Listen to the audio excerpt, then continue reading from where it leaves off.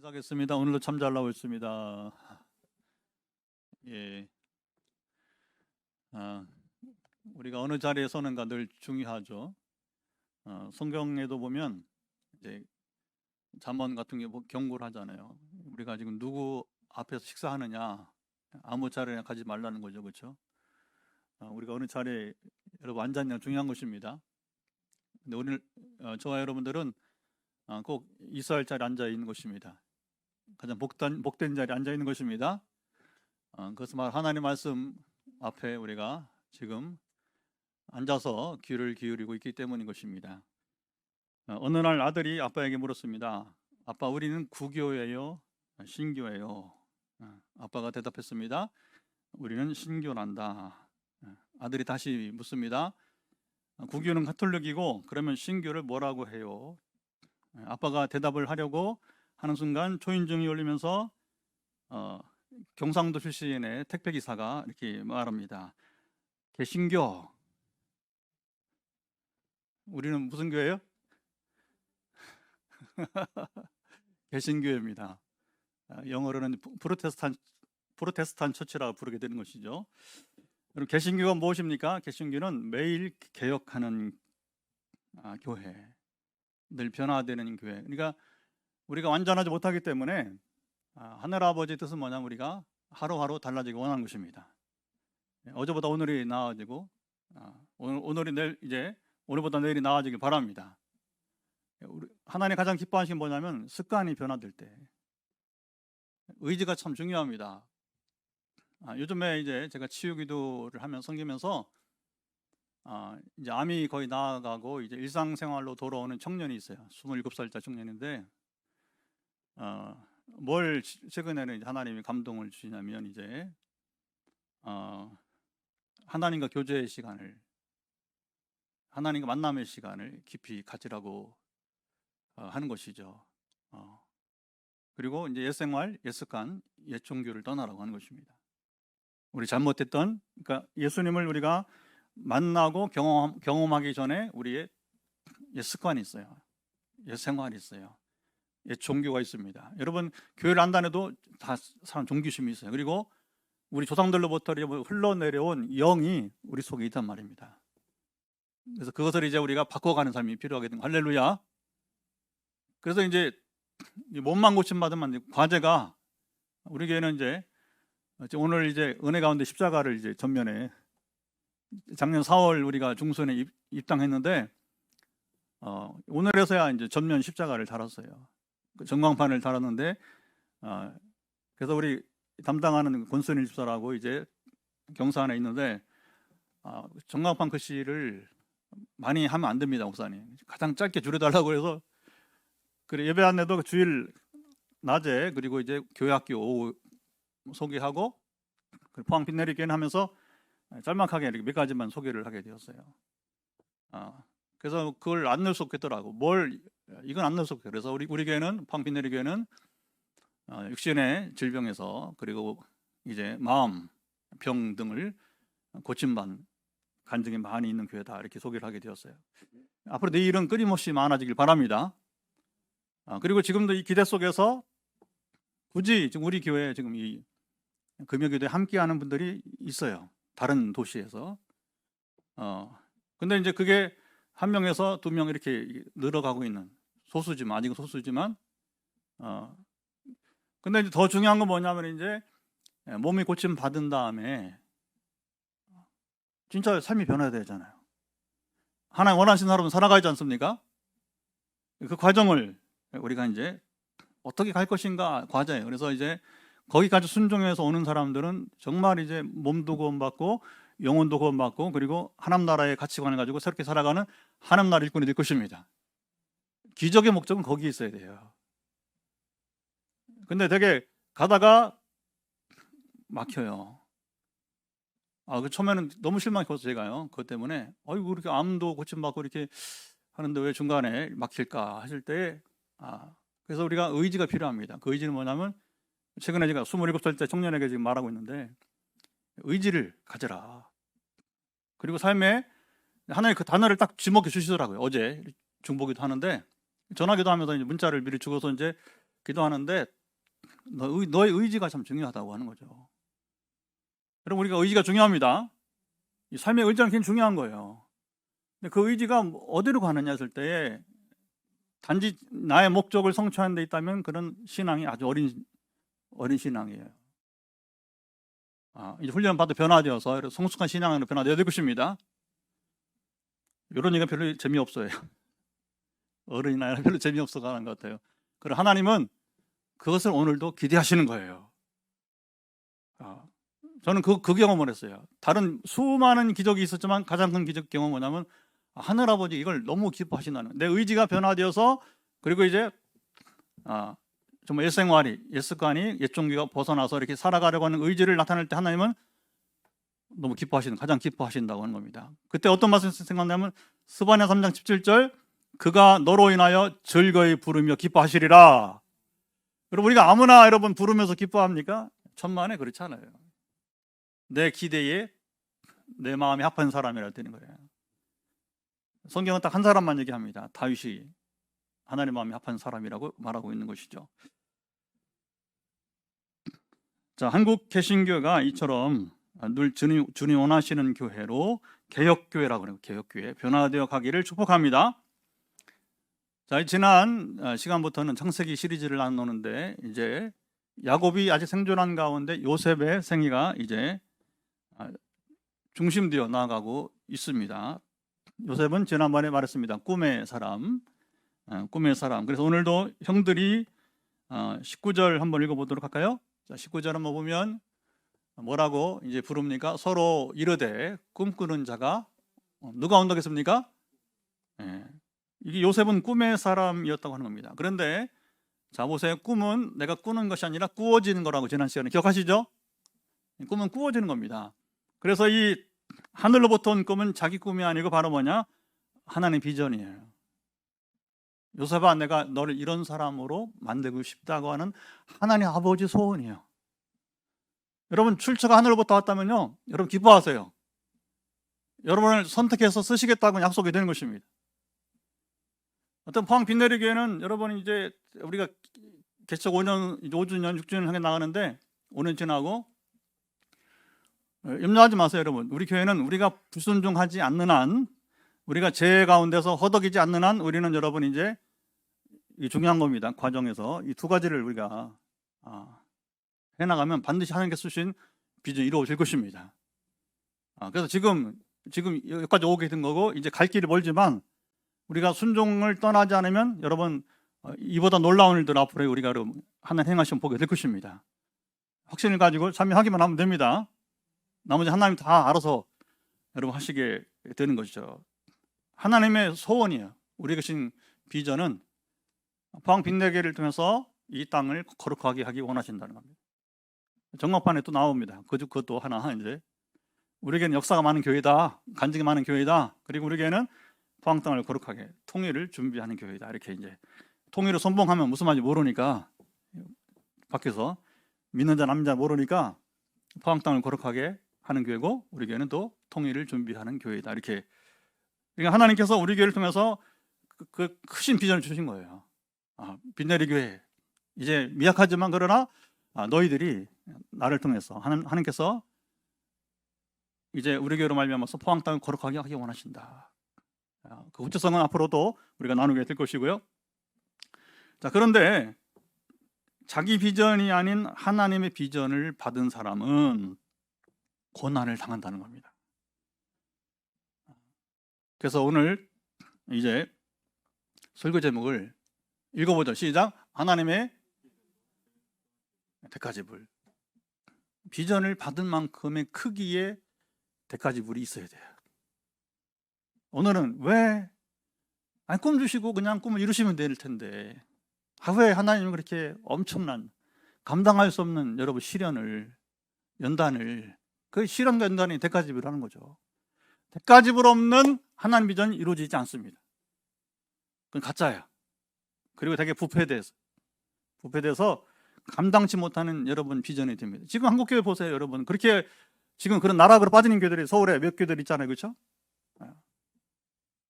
너무 영광을 가리고 있습니다. 한때는 확 성장했는데 지금 오늘도 보니까 여러분 이제 그 법원에서 이제 명성교회 법적으로는 김하나 목사는 명성교회 담임 목사가 아니다 이렇게 판결했어요. 법원에서. 우리 총회 헌법을 어겼다고 하는 거죠. 불법으로 지금 세습을 하고 있다고 법원이 지금 여러분 이제 참 힘든 싸움이 이어지고 있습니다.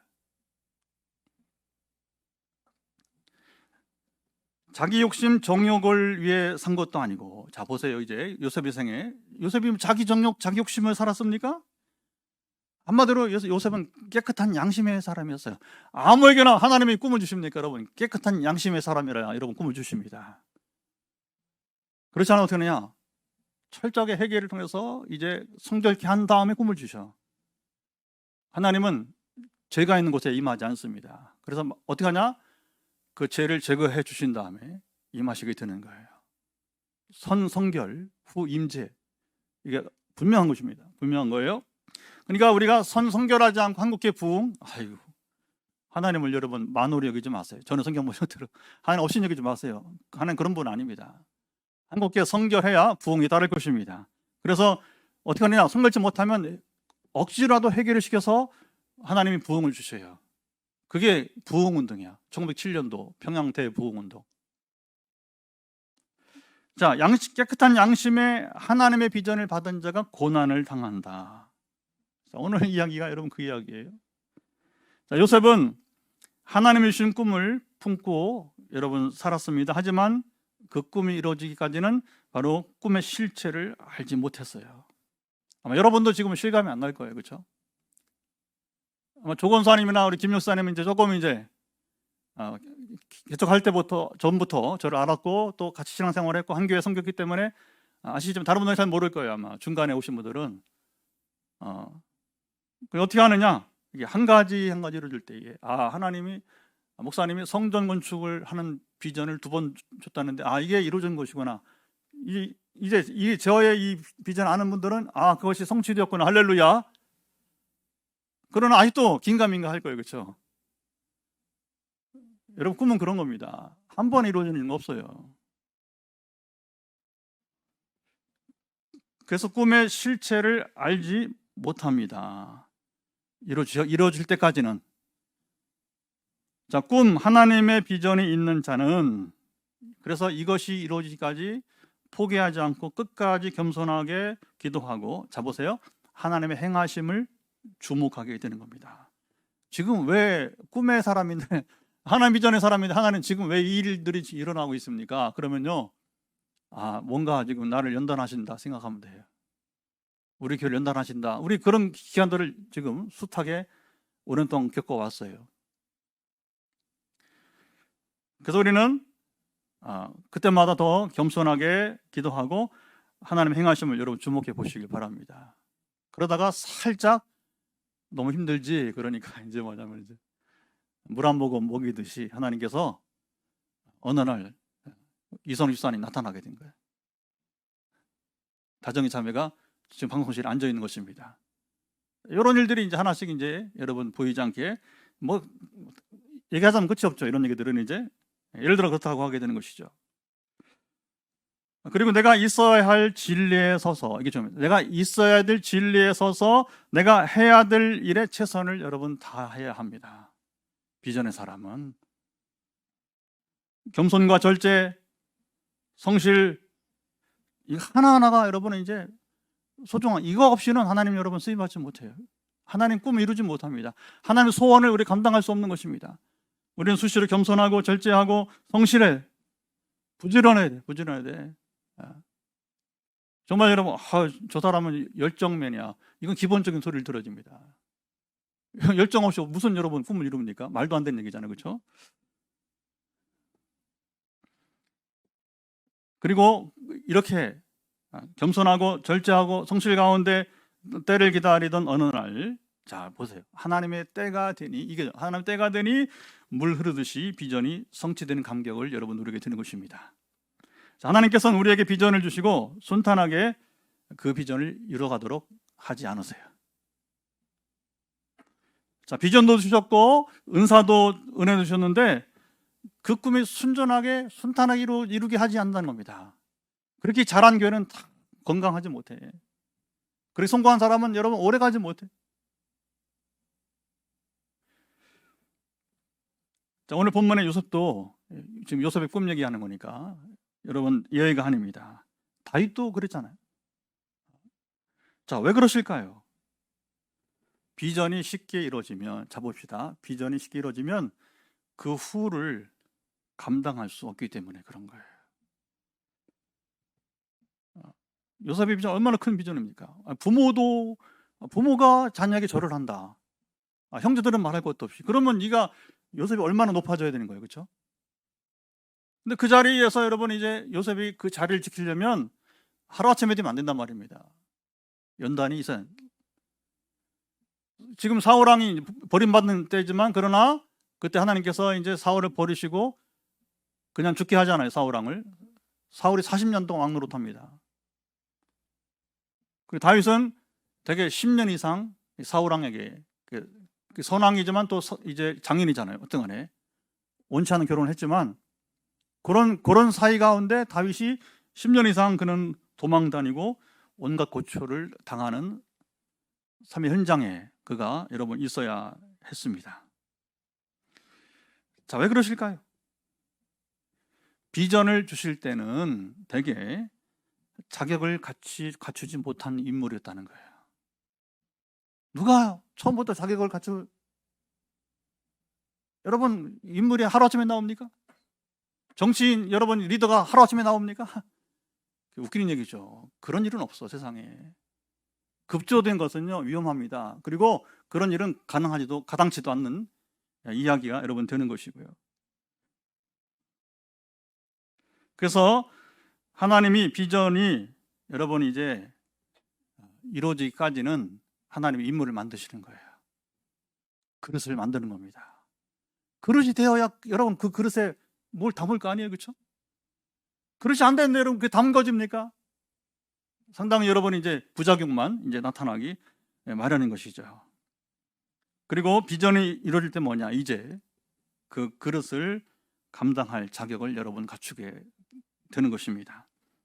자, 그러면 하나님 어떻게 비전의 사람을 바로 자격을 갖추게 하시는가? 되게 요셉도 다윗도 모든 사람들이 다 마찬가지입니다. 생각하지 못한 고난을 최소한의 시간 내지 또는 길게 여러분 갖게 하십니다. 자, 요셉이 꿈을 꾸고 13년 이상 그는 이제 우리가 볼 겁니다. 어떻게 고난 당하는지. 완전히 인생 밑바닥에 여러분 이제 속임 당하기도 하고 무고로 감옥에 가기도 하고 하여튼 예상치 못한 여러분 이제 이 고난을 당하는 모습을 보게 되는 것이죠. 아까 말한 대로 다윗도 마찬가지로 10년 이상 이제 이미 기름 부음 받았는데 기름 부음 받은 왕이지만 그러나 그가 사람들에게 공식적으로 등극하기까지는 10년 이상 세월을 그가 이제 생각지 못한 고난의 시간들을 보내게 되었다고 하는 것입니다. 자, 그의 고난은 시작되지만 중요합니다. 결코 죽지 않습니다. 주인공이기 때문에 그런 게 아니고 사명자는 그 사명을 감당할 때까지 죽지 않아요. 두려워하지 마세요. 여러분 하나님 주신 비전이 있습니까? 그 비전이 이룰 때까지 사명 감당할 때까지 여러분 죽지 않습니다. 그래서 우리가 제자반 하면서 한때 오카노 목사님이 그걸 가르쳤어요. 훈련받는 동안에는 아프지도 말고 죽지도 말자. 시작. 아프지도 말고 죽지도 말자. 그런 구호를 한때 외쳤어요. 그건 무슨 말이냐면 이제 아파도 참고 훈련을 하자는 그런 의지, 아까 의지를 말한 것인데 그만큼 하나님은 사명자를 죽지 않게 하신다, 그런 얘기가 되겠죠. 하지만 고난의 강도는 매우 크다고 하는 거예요. 그래서 고난의 강도가 클수록 하나님은 당신을 아주 귀한 그릇으로 여러분 쓰게 될 것입니다. 여러분 도자기도 그렇잖아요.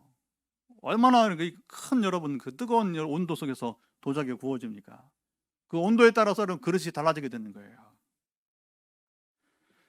자, 야곱의 아들들이 목축을 하면서 이제 소식이 끊어지게 됩니다. 지금처럼 여러분 전화 있으면 사람 보낼 필요 없잖아, 그렇죠? 사람 자네들아 잘 있느냐? 화상으로 요즘 할매들은 매일 나게 뭐냐면 이제 이게 영상 통화. 그걸 또 뭐 못 견뎌서 뭐 자랑하는데, 지금은 제가 많이 부러워요. 이제 저도 뭐 몇 년 안에는 그렇게 하겠지만, 그 당시엔 어떻게 합니까, 여러분? 전화가 있어요, 뭐가 있어요? 인편. 그 인편이 끊기니까 결국에 이제 요셉을 이제 보내게 되게 되는 것이죠. 요셉은 아무것도 모르고, 우리 주기적으로 그렇게 했던 것 같아요. 주기적으로 요셉이 이제 형들을 방문해서 소식을 전하고 또 오고 이렇게 하게 되는데, 자, 13절 말씀을 한번 보도록 합시다. 13절 어떻게 요셉이 갔는지 보도록 하죠. 이스라엘이 요셉에게 이르되 내 형들이 세겜에서 양을 치지 않으냐, 너는 그들에게로 보내리라. 요셉이 아버지에게 대답하되 내가 그리 하겠나이다. 자, 이런 일은 주기적으로 있어 왔는데, 그런데 이번 길을 떠나면 아주 오랫동안 요셉은 돌아오지 못할 길을 지금 가고 있는 거예요.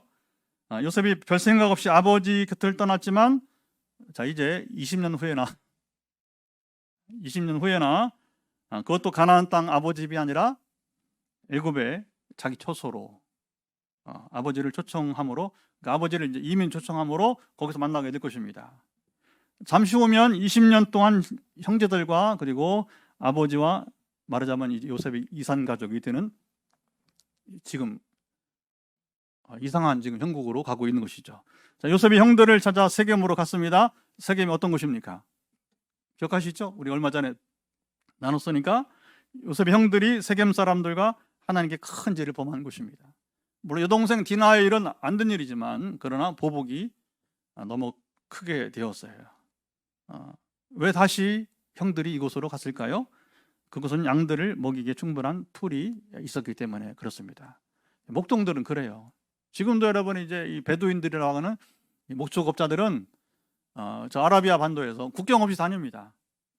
국경 없이. 이집트에서 뭐 하여튼 팔레스타인으로 또 다시 또 뭐 이렇게 해서 상당한 거리를 지금도 이제 풀을 쫓아서 다니게 되는 거죠. 그들의 늘 생활이기 때문에 또 수가 많지 않고 그러니까 그렇게 또 봐주고 있는 것 같습니다. 자, 하지만 요셉이 세겜에서 형들을 찾을 수 없게 되었죠. 그때 어떤 사람이 말하기를 형들을 알아보고 그들이 도단에 갔다, 이렇게 전해주게 됩니다. 자, 요셉이 가나안에서 세겜까지 북쪽으로 70km, 다시 세겜에서 도단까지 20km 정도 가게 되었어요. 90km. 자, 요즘은 이제 고속도로 발달해서 90km면 1시간이면 가죠. 어디냐면 우리가 쉽게 하면 포항에서 출발하면, 자, 고속도로 타고서 영천까지, 영천에서 다시 상주 방향으로 새 고속도로를 따라서 가면 군이 아시죠? 의성 군이. 그래서 군이 정도 이러면 90km세요. 제가 주기적으로 다니다 보니까 딱 이렇게 어느 정도 이제 100km 이상 되면 이제 그 낙동강 가까이 이제 이르게, 구미 낙동강 쪽으로 선산 그쪽으로 이제 가게 되는 거고요. 자, 옛날에는 지금은 자동차로 뭐 1시간은 가지만, 옛날에 도보로 또는 나귀를 타는 정도로 간다면 아무리 재촉해도 하루에 40km, 100리길 이상은 힘듭니다. 그러니까 90km니까 이틀 이상을 부지런히 요셉이 달려갔던 것이죠. 자, 이렇게 수수문화에서 찾아간 도단, 그 이름처럼, 자, 우리가 이제 하나 이야기를 본다면 불길한 조짐이 여기에 보였습니다. 도단이란 이름이 뭐냐면 두 개의 구덩이라 하는 구덩이. 구덩이는 뭐냐면 물이 부족한 광야에서 이제 물이나 곡식 등을 저장하는 임시 창고로 쓰이게 되었어요. 그 지역은 비가 한번 오면 아주 오랫동안 비가 오지 않기 때문에, 그러니까 이제 비가 오지 않는 때는 곡식을 저장하는 곡식 저장소로, 또 우기 때는 이제 거기가 바로 이제 물 창고가, 말하자면 물을 가두는 곳이 되게 된 것이죠. 그 먼 길을 찾아온 요셉을 형들은 동생을, 야, 이렇게 멀리 왔느냐, 환영해 줬습니까? 그렇지 않았어요. 반가이 맞지 않았습니다. 형들은 요셉이 오기 전에 이미 주기적으로 왔으니까 이제 때가 되면 요셉이 올 때, 이번에는 우리가 더 이상 그를 살려두지 않겠다고 하는 설기등등한 자세로 이제 요셉을 이제 맞이하게 됩니다. 이미 충분히 모의한 것 같습니다. 참 무서운 형제들이 되는 거죠.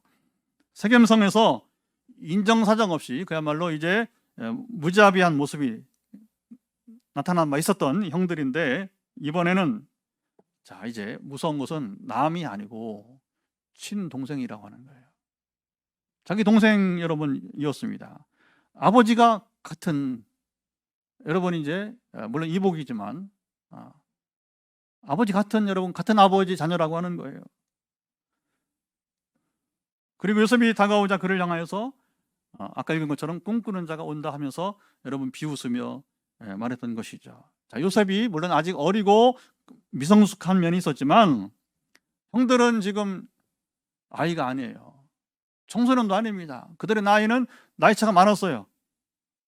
앞에 열 형들이 있으니까 또 거기에 디나까지 있으니까 이게 이제 연령차가 적어도 20대 이상 30대 이미 결혼한 형도 있었을 것이고, 근데 그들의 자세는 참 놀랍습니다.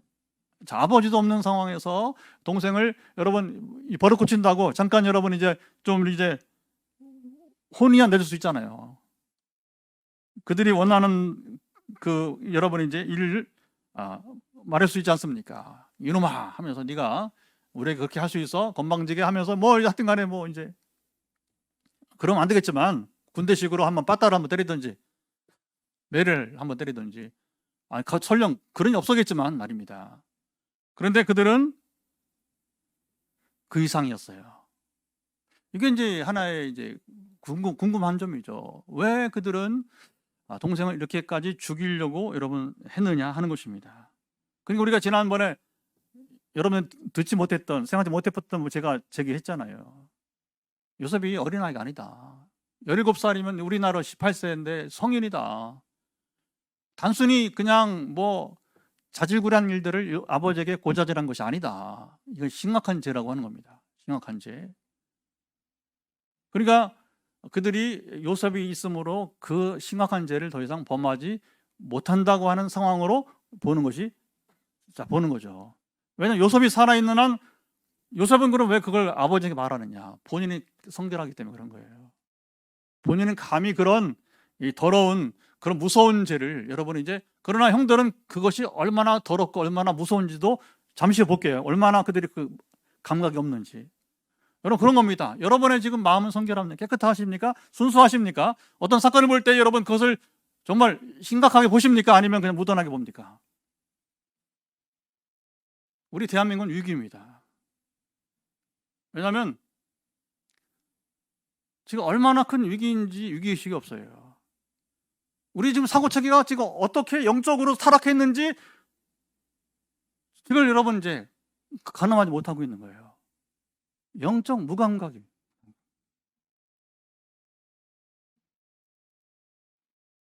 여러분 이게 문제인 것입니다. 그러나 영적 민감성인 사람들은 무척 걱정을 합니다. 한국교회를 지금 거의 지금 이제 이게 마지막 하나님 주신 경고다. 코로나. 지금 이때에 한국교회가 지금 올바로 서가지 못하면 저는 두렵지만 참 이게 그러면 안 되는데 촛대가 옮겨질까 걱정입니다. 제일 걱정은 그거예요. 이 심각성을 여러분 우리가 알아야 됩니다. 근데 별로 거기는 감각이 없어요. 그리고 제가 팔짱을 끼고 있는 것처럼 굉장히 사색적이고 굉장히 여러분 여유가 있어요. 전혀 그런 상황이 아닌데 이게 그렇습니다. 우리가 죄에 대해서, 여러분 의에 대해서 이 양쪽을 잘 봐야 돼요. 여러분 감각은 어떤 상황에 여러분 있느냐, 이렇게 질문을 드려보게 되는 것입니다. 요셉의 형들은 전에도 그랬고 지금 거짓말장이들이, 그들은 언제나 진실하지 못했습니다. 세겜성 사람들 속일 때도 그랬잖아요. 남자들이 다 할례를 받으면 우리가 동생 디나를 주겠다. 우리 결혼, 너희들 말대로 이제 우리가 혼인을 허락하겠다 했어요. 세겜성 사람들 속고 아버지 야곱도 이 형들에게 속임 당했습니다. 자, 그들은 오늘뿐만 아니라 다시 아버지를 속입니다. 자, 요셉의 형들은 언제든지, 자 보세요, 목적을 달성하기 위해서는 그들은 거짓말을 얼마든지 할 수 있었다 하는 것입니다. 동생을 죽이고 어떻게 합니까? 들짐승이 죽였다고 그들은 이제 위장을 하고 계획하던 것이죠. 자, 이 과정에서 양심이 있어 보이는 두 형들이 등장하게 됩니다. 그런데 자 보세요. 이 두 형들도 과연 양심이 있었는지 한번 봅시다. 첫째는 르우벤이죠. 르우벤, 맏형. 자, 다른 형들에 비해서 어쨌든 간에 처음으로 이 문제를 이제 개입을 하게 됩니다. 요셉을 죽이지 말자 하는 얘기죠. 그냥 아버지에게 돌려보내자, 그 얘기입니다. 자, 르우벤은 요셉을 살려서 실제로 아버지에게로 보내려고 이제 그렇게 계획을 했습니다. 장자인 르우벤은 왜 다른 여러분 동생들과 달리 장자로서 요셉을 살리려고 했을까요? 이건 또 질문인데요. 좀 깊은 질문입니다. 자, 그는 오늘 본문에서 장자로서의 권위를 상실하는 모습을 보게 됩니다. 왜? 그가 말했는데 동생들이 말을 들었어요? 안 들었어요? 안 들었잖아요. 마땅히 없는 자리에서 여러분 결국은 요셉을 팔아버리잖아요. 그렇죠? 자, 르우벤이 요셉을 살리려고 한 것과 그의 장자로서의 권위를 상실한 것은, 자 봅시다, 밀접한 관계가 있다고 하게 되는 거예요. 그것은 그 동생들에게 본이 되지 못했기 때문에 그렇습니다. 도덕적인 큰 실수가 그는 여러분 있었어요. 우리 이미 나눈 얘기입니다. 그것은 바로 배가 다른 이복 형제들의 어머니와 관계를 했다고. 그러나 그도 역시 다른 동생들의 어머니지만 그도 역시 어머니였어요. 자, 이방인도 하지 않는 큰 죄를 여러분 부도덕한 일을 행하고 말았습니다. 그는 이 일로 인해서 여러분 심각한 문제에 빠지게 되는 것이죠. 사람은 그런 건 죄를 범해 보면 사람은 모두가 약하고 죄를 범할 수 있다고 여러분 이제 깨닫게 된다고 합니다. 자, 그러니까 르우벤이 먼저 자기가 큰 죄를 범해 봤기 때문에 누구나 다 약함이 있다. 그러니까 거기서 어떤 생각이 나오냐? 자기 약함이 동생을 향한 동정심을 유발했다고 하는 것입니다. 자, 이것을 낱낱이 풀면 끝이 없으니까 심리학적으로. 자, 그래서 요셉이 형들 앞에서 참 미운 물건이 되었지만 바로 요셉을 죽여서는 안 된다고 주장을 했다고 하는 것입니다. 자, 자기 죄가 없다고 생각한 형제들은 요셉을 가차없이 죽이려고, 이게 다르다고 하는 거죠. 자, 21절, 22절 한번 읽어보도록 합니다. 자, 21절, 22절 한번 읽어보겠습니다. 시작. 르우벤이 듣고 요셉을 그들의 손에서 구원하려 하여 이르되 우리가 그의 생명은 해치지 말자. 르우벤이 또 그들에게 이르되 피를 흘리지 말라. 그를 광야 그 고동이에 던지고 손을 그에게 대지 말라 하니 이는 그가 요셉을 그들의 손에서 구출하여 그의 아버지에게로 돌려보내려 함이었더라. 여러분, 이 해석은 참 저는 이제 자료를 보면서 참 의미 있는 해석이라고 생각이 되어집니다. 자기가 의인이라고 생각하는 사람은 가차 없어요, 여러분.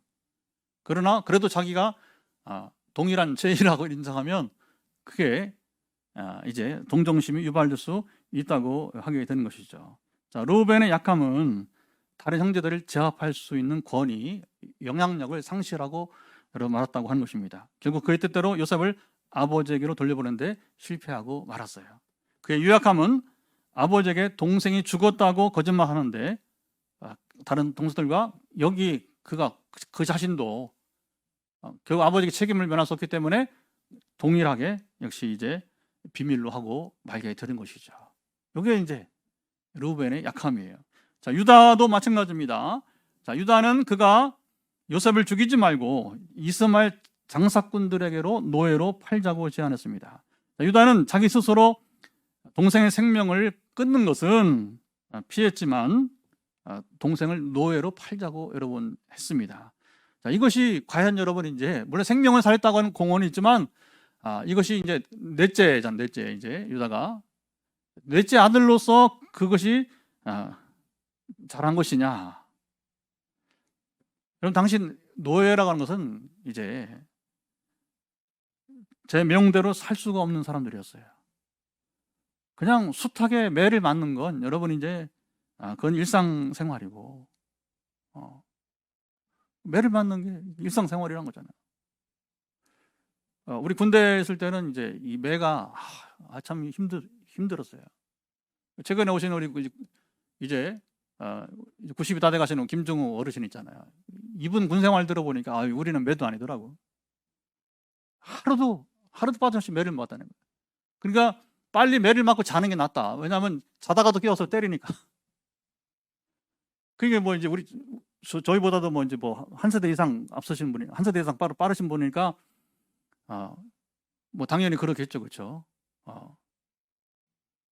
노예 인생이 얼마나 여러분 고달픕니까?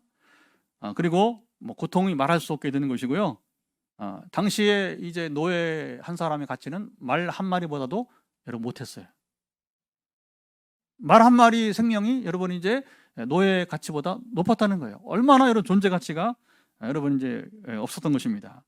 유다는 겉으로는 신사인치하지만 남에게 자신이 할 일을 떠넘기는 여러분 무책임한 자였습니다. 그것도 다른 일이 아니라 자기 동생의 생명을 여러분 노예로 넘겨주게 되는 것입니다. 성경은 루벤과 그리고 유다의 죄를 적나라하게 드러내줍니다. 자 보세요. 요셉이 등장하기 전에 지금 루벤의 죄가 나왔어요. 그리고 다음 주에 저는 이런 성경 보기 싫어요. 그런데 봐야 돼요. 할 수 없어요. 유다가 얼마나 더러운 사람인가. 이거 참. 유다가 얼마나 약한 사람인가를 성경은 또 드러내주는 이야기를 다음 주에 부득불 여러분 봐야 됩니다. 왜 봐야 되느냐? 우리 현대인들의 죄를 봐야 되기 때문에.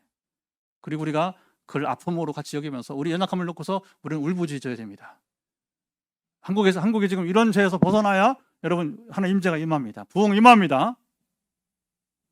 정말 해결할 건 많은데 움직이지 않는 한국교회. 여러분 무슨 소망이 있어요? 그러나 제발 하나님 한 번 더 우리 한국교회 기회를 줘서 좀 회개운동이 여러분 일어났으면 좋겠습니다. 어게인 1907 제가 포항에 있으면서 여러분 보았어요. 그때 총회장 김사원 목사였어.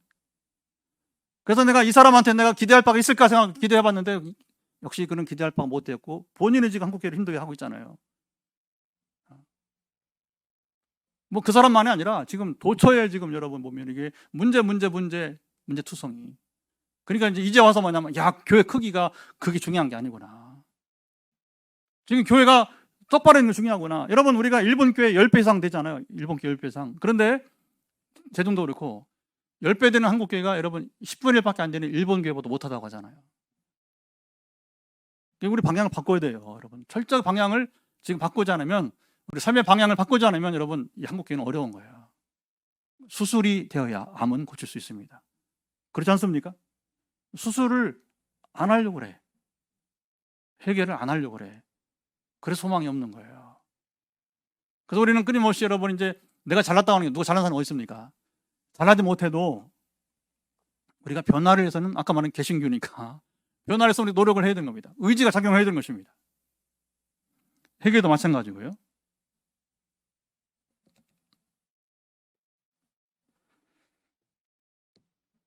유다의 죄는 다음 주 38장에 며느리와 관계한 거예요. 큰 놈은 어머니랑 관계를 하고 이게 참 기가 막혀요. 넷째는 며느리와 관계를 합니다. 자, 이것이 바로 요셉의 형들의 모습이었다는 겁니다. 거짓말장이 인정사정 없이 잔인하고 자기 욕망에 따라 이방이도 하지 않는 죄를 범한 것이 바로 요셉의 형들이에요. 그러니까 여러분 야곱이 요셉을 편애할 만한 거예요. 나라도 편애하겠다. 훨씬 어떠세요? 심각한 얘기지만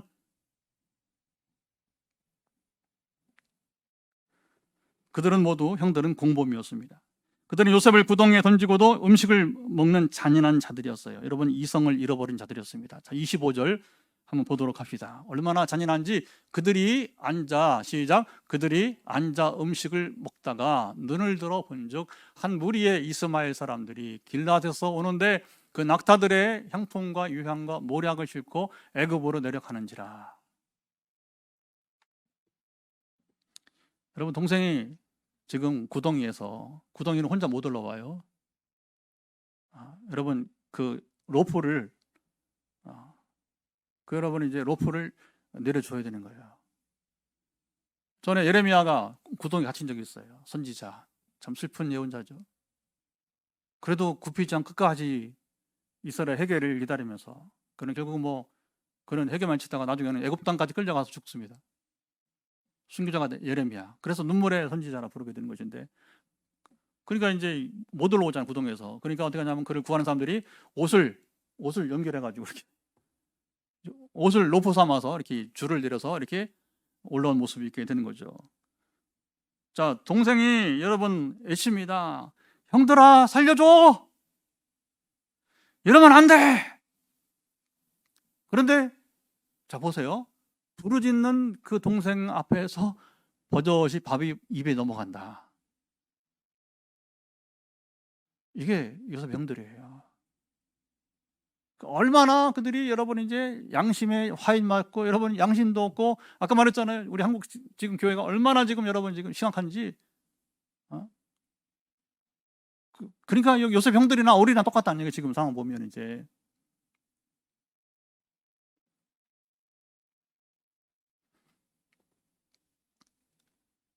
이성을 잃어버린 자들이었습니다. 그 중에 한 명도 이 일을 저지하지 여러분 않았어요. 남이 나 때문에 고통을 당해도 전혀 무감각한 여러분 사람들입니다. 오늘날도 이런 사람들이 여러분 많지 않습니까? 목적을 위해 수단 방법을 가리지 않아요. 그리고 남들은 나 때문에 고통당하는 것에 전혀 여러분 이제 감각이 여러분 없다고 하는 것이죠. 이번 광주 여러분 보니까 그 아파트 붕괴하는 것 현대, 아유, 하도급 해가지고요.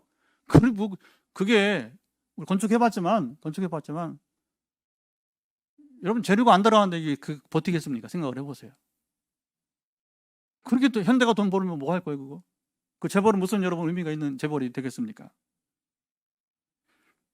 사람들이 뭐라고 해도 절대 귀를 기울이지 않습니다. 그러면 안 된다고 여러분이 저도 대꾸도 하지 않습니다. 요셉의 형들에게는 도무지 성결이나 절제라고는 볼 수가 없었어요. 이런 점에서 요셉은 이 가정의 선지자, 여러분 예언자였던 것입니다. 그들과 같이 죄를 짓지 않고, 자, 아버지와 함께 뭐냐면 형들을 걱정했다고 하는 게 뭐냐? 그것이 요셉이 아버지랑 걱정하면서 형들의 죄를 여러분 논의했다는 거예요. 고자질이 아니고. 그렇다면 성경에 이런 얘기가 왜 기록이 남겠어? 생각을 해보세요. 이런 하찮은 얘기라면 성경에 왜 이런 얘기 나오겠어?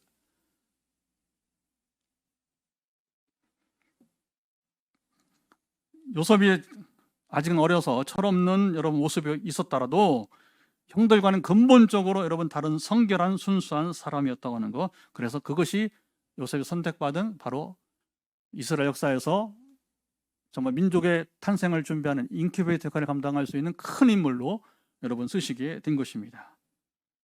오늘 우리 소망은 당신은 깨끗한 그릇인가입니다. 말을 얼마나 유창하게 잘하는가, 은사가 얼마나 뛰어난 사람인가. 여러분 음악과 온갖 여러분이 이제 그 사람들의 주목을 끌 수 있는 사람인가? 아니요. 소수의 교회라도 영향을 줄 수 있는 여러분 사람이 되어야 됩니다. 우리 빛내리 교회는 여러분 하나님 원하시는 것은 거기에 있는 줄 알고 우리가 달려가 보도록 합시다. 참 선지자는 어느 시대나 어제나 오늘이나 박해를 받습니다. 예레미야만이 아니라 바로 요셉도 그렇게 고난을 받기 시작한 것입니다. 자, 요셉은 형들에 의해서 이스마엘 상인들에게 팔려 애굽으로 가게 됩니다. 자, 이 순간 형들의 승리처럼 보였어요. 그들이 이긴 것일까요? 예수님이 십자가에 달려 죽으십니다. 사단이 그때 여러분 쾌재를 불렀을 거예요. 사단이 이긴 것입니까? 여러분 세상 잠깐 반짝여서 그것이 승리처럼 아니에요. 잘 봐야 돼요. 세상 모든 일이 우연히 된 것은 없습니다. 하나님이 개입하지 않는 일이 여러분 없다고 하는 거예요. 우리 숨소리도 하나님 들으십니다.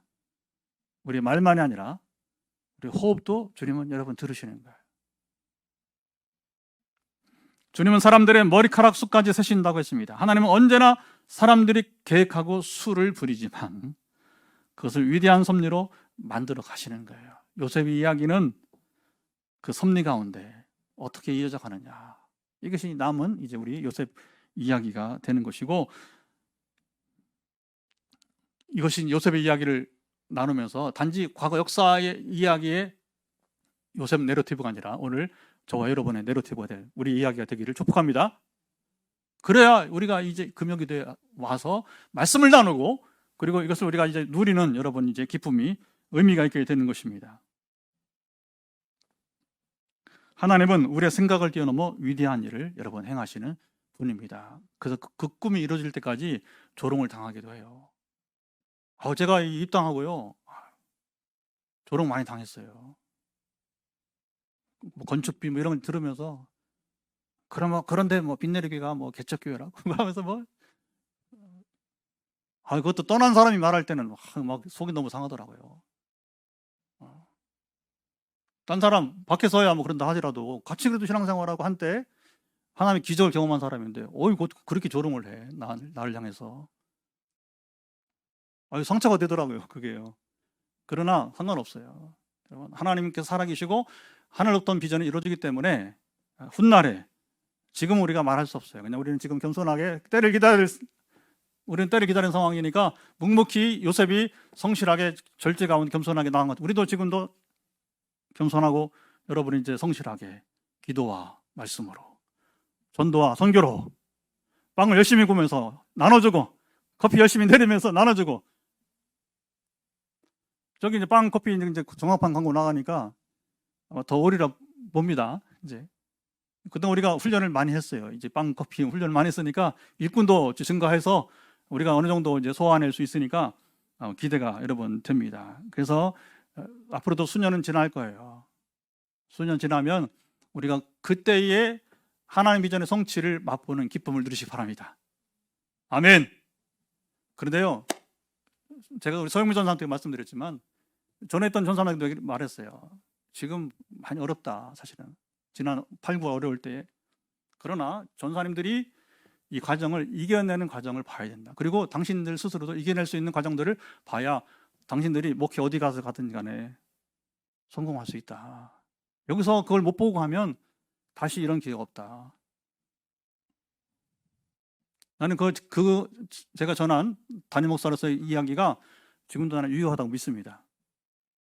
서조사님 잘 버티시니까 여기서의 이 극복이 이 지금 정말 여러분이 한 생명을 건져내고 나아가는 이 일들이 우리 서전사님의 생애에서 정말 귀중한, 물론 잘하면 평생 여기서 살 수도 있고 부르심에 따라서는 저는 한 가지예요.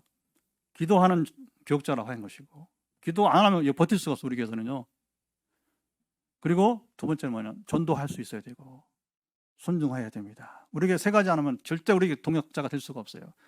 그 마땅히 해야 되는 거잖아요. 기도해야지, 전도해야지, 순종해야지. 목사 그러면 여러분 교육자가 뭐 어디 가겠어, 그렇죠? 그래야 하면 자연히 시간이 지나면 여러분 기도한 사람, 전도한 사람, 여러분이 이제 순종한 사람은 반드시 성공하기 마련인 것입니다. 할렐루야.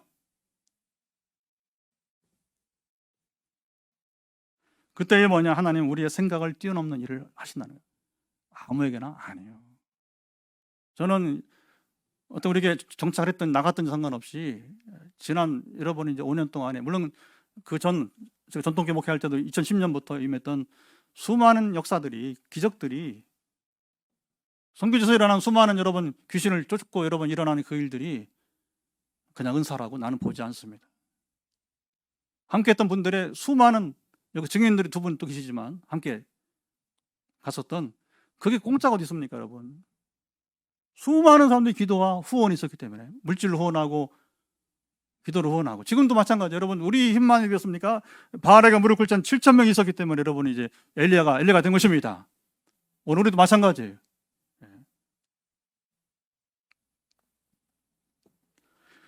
자, 요셉과 그 형들을 통해서도 여러분 그렇게 하셨습니다. 요셉의 준 꿈, 하나님의 비전은 이렇게 요셉이 철저하게 낮아짐에서부터 시작하게 되었고요. 그는 아들의 주의, 자유시민의 주의를 하루아침에 잃고 이제 노예 신분으로 전락하게 됐습니다. 하나님은 이렇게 함으로, 자 보세요. 놀라운 것은 요셉이 자격을 갖춰가기 시작했다는 거예요. 고난이 시작됐으면 여러분들은 하나님 부름을 받은 자로도 자격을 갖추기 시작하는 거예요. 저도 그랬어요. 개척하기 전에 막 너무 신나는 비전이 있었기 때문에 좀 쟁기를 손에 들고 뒤를 돌아볼 필요 없이 시작을 했거든요. 그래서 쑥쑥쑥 잘 될 줄 알았어요. 빨리 될 줄 알았어요. 근데 그게 안 되더라고.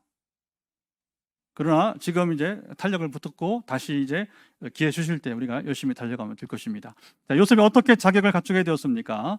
사람이 철저하게 낮아지면 겸손해지고 자신이 죽는 경험을 하는, 이게 중요합니다. 연단 가운데 가장 중요한 게 뭐냐면 내가 죽는 경험을 해야 돼요. 내가 죽어야 예수가 역사하신다. 시작. 내가 죽어야 예수가 역사하신다. 둘씩 짝을 져서 한번 해보세요. 내가 죽어야 예수님이 역사하십니다. 시작. 내가 죽어야 예수님이 역사하십니다. 이게 뭐냐면 갈라디아 2장 20절이에요. 사도 바울이 내가 십자가에 못 박혔나니, 그래서 내게 사는 것은 내가 아니고 그리스도께 사신다, 이겁니다. 여러분, 기적이 왜 임하지 않습니까? 내 안에 그리스도가 없기 때문에 그런 거예요. 내가 살아있기 때문에, 내가 주인이기 때문에, 로더십, 주님이 내 주인이지 않았기 때문에 그 사람이 무슨 기적이 일어나? 어림없는 얘기지. 귀신은 왜 안 나가? 당신 삶이 주인인데 너밖에 없잖아, 내 안에. 주님이 계셔야지, 말씀이 계셔야지, 성령이 계셔야 되는 거죠. 여러분, 내 안에 주님이 계신 것 다 보세요. 귀신이 왜 나를 보고 두려워합니까? 제가 지시를 갖춰서, 아이고 천만에요. 제가 뭐 육신에 힘이 있어서 귀신은 더 여러분 이제 힘이 있고 지혜로워요. 한 가지입니다. 제 안에 예수가 있느냐 없느냐 보는 거예요. 내 안엔 예수를 보고 여러분 놀라는 거지, 귀신이 사람 보고 안 놀래요. 위협하죠. 그렇죠? 원래 귀신이 뭐냐면 사단은 두렵게 하는 영. 우리는 두려워하는 영을 쫓지 않습니까? 그래서 불면증이 낫는 거예요. 그래서 공황장애 낫는 겁니다. 왜? 우리 안에 성령께서 행하시기 때문에. 얼굴을 안 보고 여러분 보이스톡을 해도 되더라고, 그게. 저 미국에 있던 형제 보면 이제 좀 있으면 다시 이제 우리 세종시에 있는 한 형제 부부, 우리 한혜사 부부 지금 같이 예배 드리시는데, 어쨌든 간에 이 가정을 향해서 다시 이제 비대면 사역을 하게 될 거예요. 기대가 됩니다. 마음밭이 너무 좋은 것 같아요. 제가 시작도 하기 전 기대감이 있는데 하나님께서 놀라운 새 역사가 이제 그렇게 우리에게는 왔어요. 미국에 있는 형제 누구누구 해설해서 다시 또 도전이 되는데 하나님 행하심을 여러분 기대해 보게 됩니다. 어쨌든 1단계는 뭐냐? 내가 죽어야 된다는 거예요. 하나님은 요셉이 죽게 하는 경험을 지금부터 이제, 구덩이 내려가면 죽음이에요. 그렇죠? 노예로 팔리면 죽음이에요. 왜? 언제 죽을지 모르니까, 노예는. 자, 링컨은 세계 최고의 리더십을 발휘한 리더입니다. 리더십의 제일 강자는 항상 아브라함 링컨이 빠지질 않아요. 그런데 그는 실패를 경험합니다. 그는 대통령 외에는 당선된 경험이 없어요. 세계 역사에 유례가 없는 거죠. 대통령에는 당선된 경험, 시장부터 해서 여러분 다 떨어졌어요. 시장, 주지사, 여러분 이제 상원, 하원은 다 떨어졌어요. 근데 대통령은 되었어요. 그러니까 수많은 실패가 바로 링컨을 링컨 되게 했다 보면 되는 것입니다. 그런 대통령 때도, 대통령 되어서도 금식기도를 선포하는 그런 믿음의 사람이었어요. 하나님을 경외할 줄 아는 사람이었어요. 그러니까 그를 통해서 미국의 노예들이 해방된 겁니다, 여러분. 그 일은 엄청난 거예요, 여러분. 엄청난 거. 보통 일이 아니에요. 그러니까 세계사에서 가장 뛰어난 리더가 누구냐? 아브라함 링컨이에요. 근데 링컨이 했습니까? 그는 임기도 마치기 전에 암살당했어요. 왜? 노예를 해방시켜서 남부군 쪽에서 누군가가 쿠데타를 일으킨 거예요. 케네디가 왜 죽었습니까? 똑같은 거예요. 그러니까 의를 위한 사람들은 여러분 이렇게 핍박을, 대통령도 여러분 죽임 당합니다. 무서운 거죠. 대가집을 각오하고 서야 돼. 시대를 바꾸려면. 이제 또 내가 낮아지면 진정으로, 잡으세요. 왜 낮아지게 하느냐? 내가 낮아지면 진정으로 하나님을 구하고 자꾸 두드리는 거예요. 여러분 마태복음 7장 7절부터 11절 보면 구하라, 찾으라, 두드리라 말씀하잖아요. 그것이 어떻게 들려요? 얼마나 갈급하게 그 들려요? 지금 여러분 뭔가 고통 속에 낮아진 사람들은요, 굉장히 은혜가 될 거예요. 구하라, 찾으라, 두드리라. 그러면 하나님이 얻게 하실 것이다, 열릴 것이다. 철저하게 무릎 꿇는 생활을 매일 해나가게 됩니다. 새벽으로 저녁으로 여러분 기꺼이 무릎을 꿇는 거예요. 어제도 한 2시간 저녁에 또 기도하면서 전화기도 하는데 얼마나 신나는지 몰라. 여러분 기도의 기쁨을 누리세요. 그것도 뭐 저를 위한 기도라면 여러분 또 그런데 저녁 기도는 또 어쨌든 거의 중보기도. 저희 기도는 90%, 95% 이상 거의 중보기도입니다. 시간이 안 돼요. 시간이 부족해서. 자, 그러면 주님이 내게 얻게 하시고 찾게 하시고 열리는 경험을 하게 됩니다. 이렇게 하면서 하나님의 비전에 맞는 그릇으로 점점 자라가야 되는 거예요. 자, 욥기서 23장 10절을 같이 한번 읽어봅시다.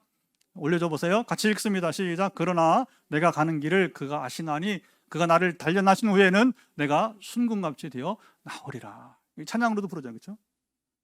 얼마나 은혜로운 찬양인지 몰라요. 이제 곧 기도해야 되기 때문에 찬양 못 부르고 넘어가겠습니다. 자, 그리고 하나님이 주신 비전을 이루는 것은, 자 보세요, 내가 이루는 것이 아니라 하나님이 이루게 하십니다. 그래서 날마다 하나님의 뜻, 계획을 묻고 듣고자 합니다. 그런데 하나님은 그 답을 한꺼번에 쉽게 주시지 않아요. 제가 선교지 사역을 갈 때는 단기 사역이니까 응답이 빠릅니다. 그리고 뭘 하겠다고 말씀하시고 신나요. 그 일을 이루시는 걸 보게 되면 정말 신납니다. 이거 모를 때는 하나님께 묻기 전에 어떻게 하냐면, 이번에도 하나님 인도네시아 갑니다, 태국에 갑니다. 그리고 하나님 불같은 성령의 불을 구하고 막 그래요. 한 3번 갔다 오니까 하나님이, 야, 네가 하냐 내가 하지, 나한테 물어봐. 내가 뭐 이번에 네 저기 선교지 신학대학 순회할 때 그리고 훈련을 두더라고요. 그거 다 말씀하진 않아요. 한두 가지. 근데 놀라운 것도 한두 가지가 이루어지더라고요. 그중에 재미있던 것은, 여러분, 터키, 우리 벌써 이제 2년, 3년 됐나, 이제 코로나 시작되기 전, 발이 직전에 담배를 끊는 자가 있어요.